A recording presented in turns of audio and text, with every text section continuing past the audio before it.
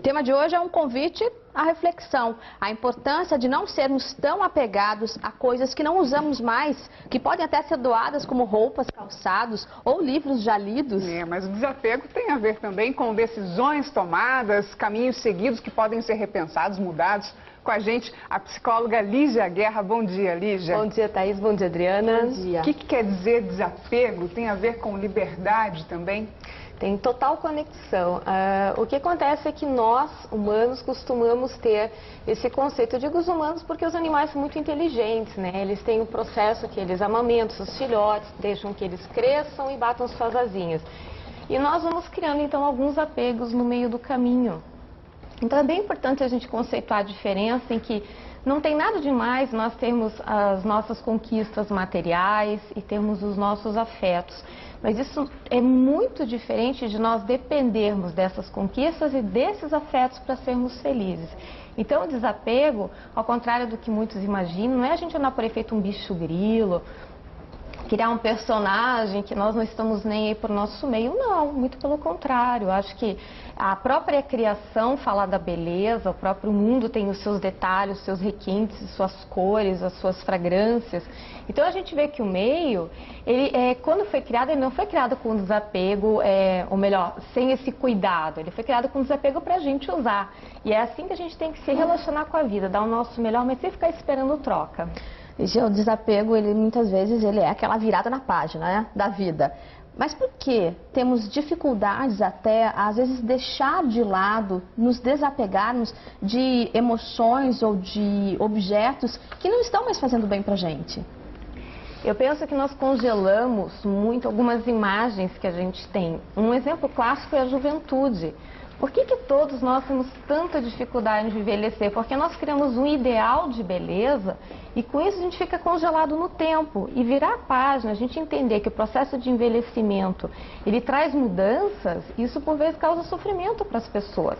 Um amor, né, que de repente se esvaziou, que não tem mais conteúdo. Um trabalho que se tornou monocromático, que não te traz mais alegria. Ou seja, a gente tem que sair de uma zona de conforto, a gente tem que se reinventar nesse processo. Não é uma coisa pronta. E tudo que exige um certo esforço para a gente não vem fácil. Desde aprender um simples idioma, se a gente pensar que você tem que sentar e estudar, que não vem fácil, até você aprender a trabalhar com o teu aspecto emocional, requer da gente um preparo. Requer muitas vezes até uma condição da gente trabalhar com os nossos sofrimentos, porque às vezes mudança gera isso também.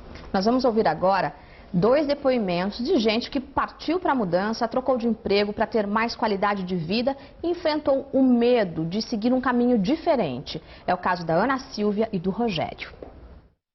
Precisei abrir mão de uma carreira promissora num grande escritório para me dedicar ao meu próprio escritório com poucas causas que eu escolho, um estilo de vida que me traga possibilidade de ter mais acesso aos meus amigos, aos meus familiares.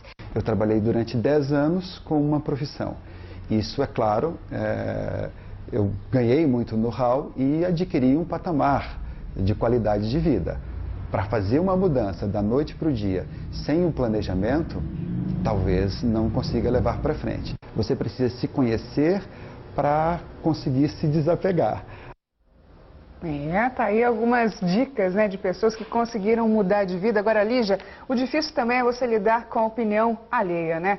Família, amigos, às vezes olham para você, mas você tem certeza que você vai largar tudo isso, tudo que você trabalhou até agora, tão bom. Mas o que é tão bom, de repente, para os outros, né, não é pra gente, não é? Que profunda verdade, que coisa linda isso, porque é a leitura que a gente tem que ter.